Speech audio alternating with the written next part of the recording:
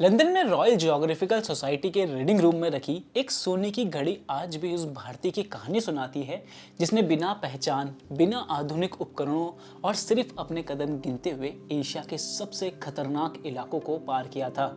वह तिब्बत के वन शहरों में गया, मंगोलिया के मैदानों से गुजरा और उन नदियों के उद्गम तक पहुंचा जिनके नाम तब दुनिया नहीं जानती थी।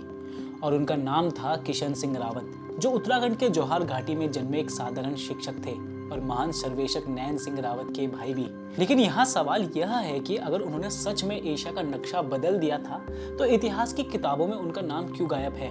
ब्रिटिश साम्राज्य ने उन्हें इतने गुप्त मिशनों पर क्यों भेजा और आखिर क्या कहानी है उनकी? तो चलिए आज इतिहास नामक इस एपिसोड में आपको रूबरू कराते हैं पहाड़ के उस अनसंग हीरो से जिसने तिब्बत के पठारों से लेकर हिमालय की नदियों से हमें रूबरू कराया।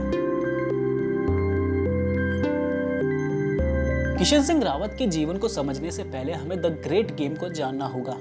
19वीं सदी की शुरुआत में दुनिया के नक्शे पर एक बहुत ही खौफनाक और खामोश जंग चल रही थी। इसे समझने के लिए हमें उस दौर की राजनीति को समझना होगा।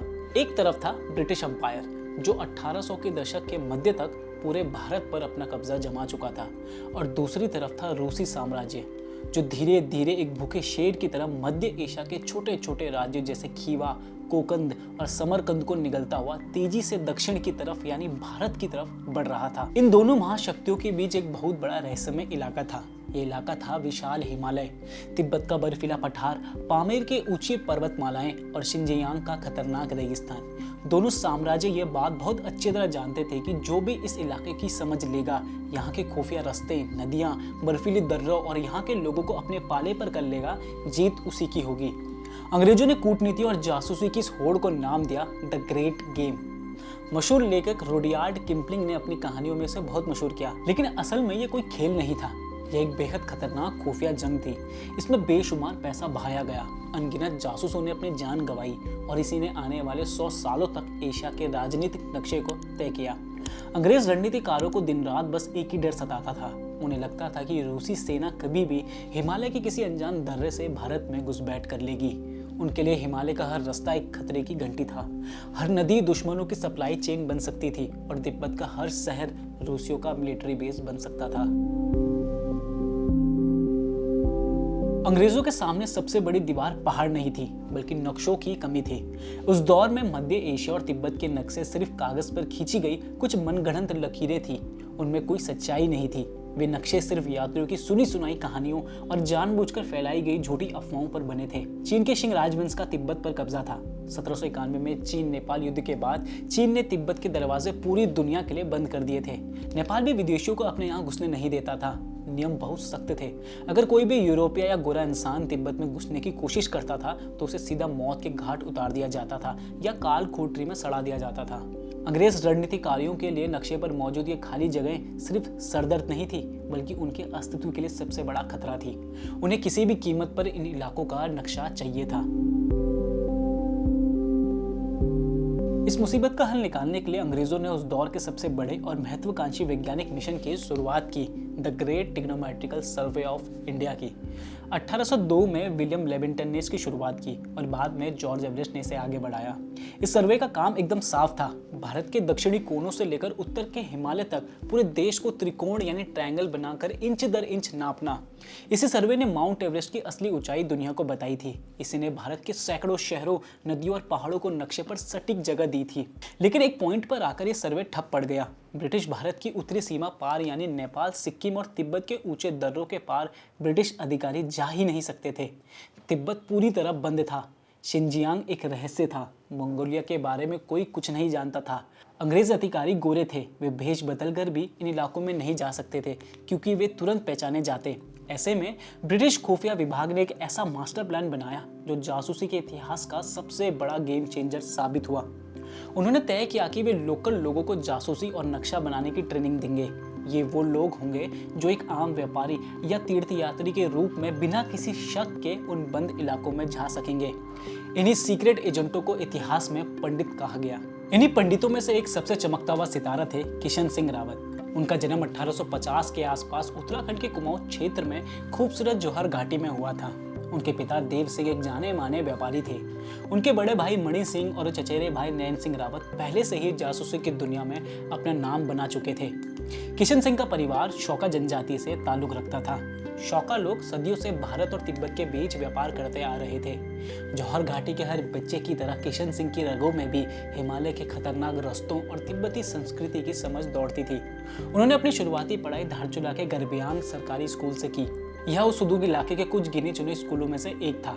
बाद में उन्होंने अल्मोड़ा के स्कूल से तहसील मुदरिसी का डिप्लोमा लिया, जिससे वो एक सर्टिफाइड टीचर बन गए। उन्होंने मुंशियारी के मिलाम गर्ल्स स्कूल और गर्बियांग के बच्चों को भी पढ़ाया।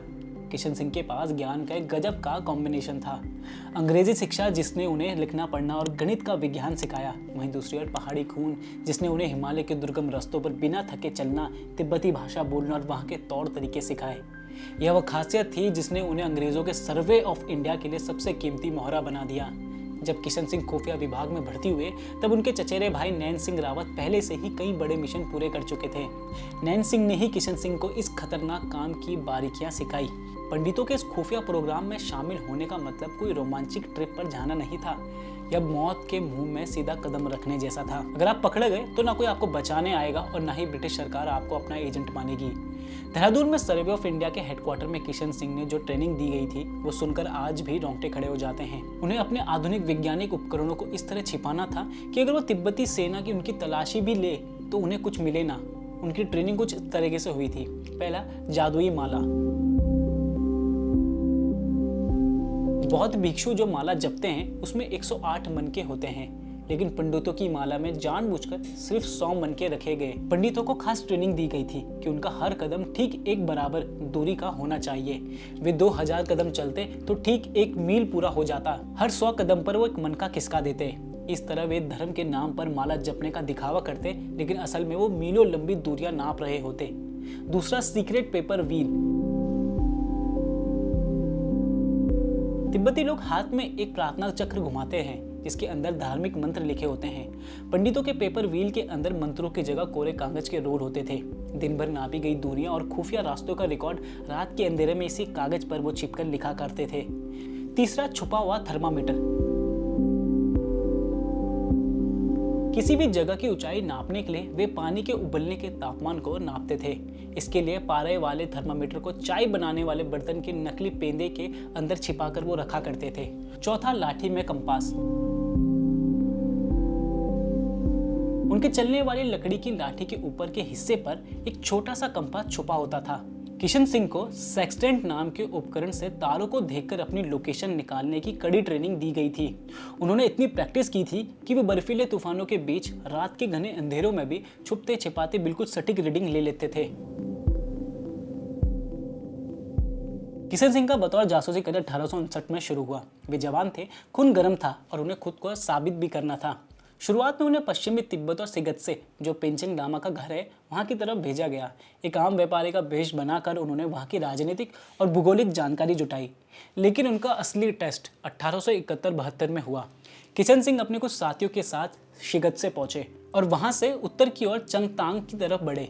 उनका लक्ष्य ल्हासा से 70 मील दूर स्थित तेंगिनोर नाम की विशाल झील का नक्शा बनाना था। 21 जनवरी 1972 को कड़ाके की ठंड में वो इस झील तक पहुंचे। उन्होंने इस पूरी झील का चक्कर लगाकर एक सटीक नक्शा बनाया। ऐसा करने वाले वो पहले इंसान थे, लेकिन मुसीबत अभी बाकी थी। झील का सर्वे पूरा करते ही उन पर लगभग 60 हथियारबंद खूंखार लुटेरों ने हमला कर दिया।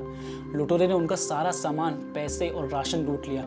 जरा सोचिए, आप दुनिया के सबसे ठंडे और खतरनाक इलाकों में हैं और आपके पास ना पैसे, ना खाना और चारों तरफ दुश्मन है। कोई भी आम इंसान वहीं टूट जाता या जान बचाने के लिए वापस भाग खड़ा होता, लेकिन किशन सिंह रावत ने हार नहीं मानी।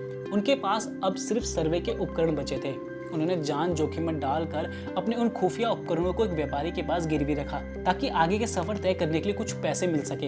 इन सब के बावजूद वे खाली हाथ नहीं लौटे। वे जो खुफिया डेटा भारत वापस लेके आए, उसने अंग्रेजों को तिब्बत के नक्शे में 100 मील से ज्यादा का बिल्कुल नया और सटीक इलाका जोड़कर दे दिया।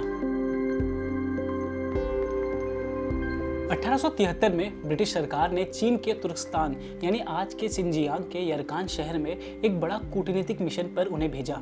इसका मकसद था वहां के राजाओं के साथ रिश्ते बनाकर और पामीर की पहाड़ियों से आने वाले रास्तों की जानकारी जुटाना। इस मिशन में अंग्रेजी अफसरों के साथ कई पंडित भी गए, जिसमें किशन सिंह भी शामिल थे।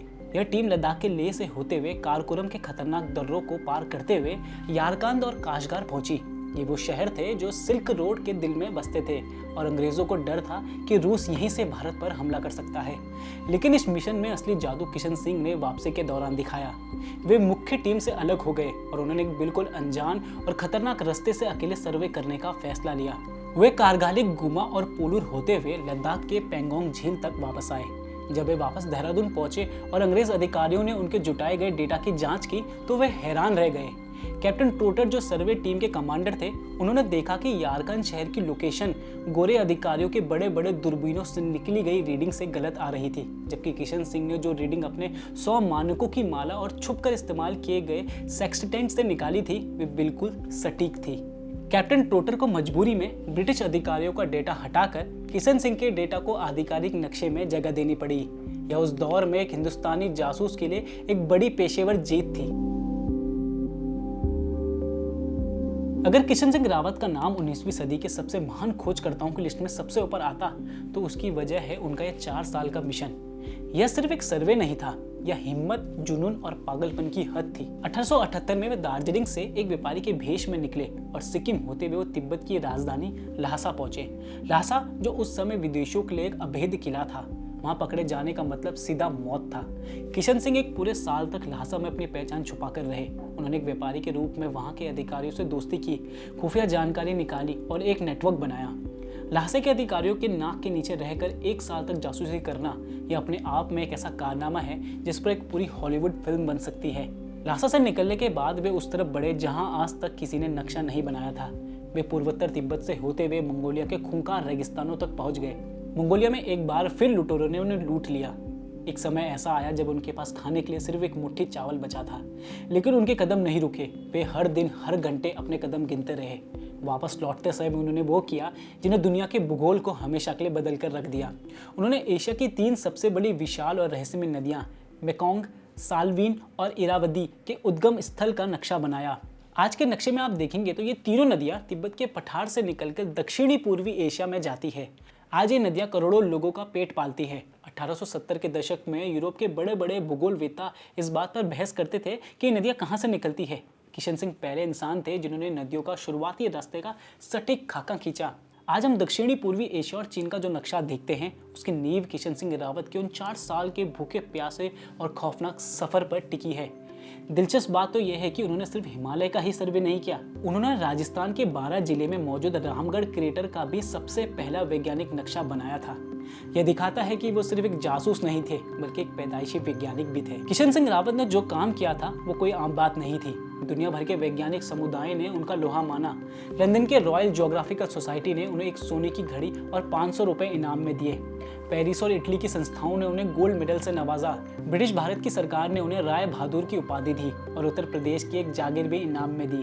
वे खुद बाद में सर्वे ऑफ इंडिया के इंस्ट्रक्टर भी बन गए और कई नए जासूसों को ट्रेनिंग दी। 1921 में उनकी मौत के कुछ ही दशकों के अंदर किशन सिंह रावत का नाम इतिहास के पन्नों से जैसे गायब ही हो गया। उनके चचेरे भाई नैन सिंह को भी लोगों ने तब जाना जब 2004 में उन पर एक डाक टिकट जारी हुआ और 2017 में गूगल ने जब उनके नाम पर डूडल बनाया। यह भूल कोई इत्तेफाक नहीं थी। दरअसल अंग्रेजों ने इतिहास को अपने हिसाब से लिखा था। उनके किताबों में गोरे अफसर ही हीरो थे और भारतीय पंडित सिर्फ उनके हेल्पर या नौकर बताए गए। और जब भारत आज़ाद हुआ तो हमारे इतिहासकारों का पूरा फोकस स्वतंत्रता संग्राम और आज़ादी के नायकों पर चला गया। इन खामोश हिमालयी जासूसों और विज्ञानियों की कहानी कहीं पीछे छूट गई।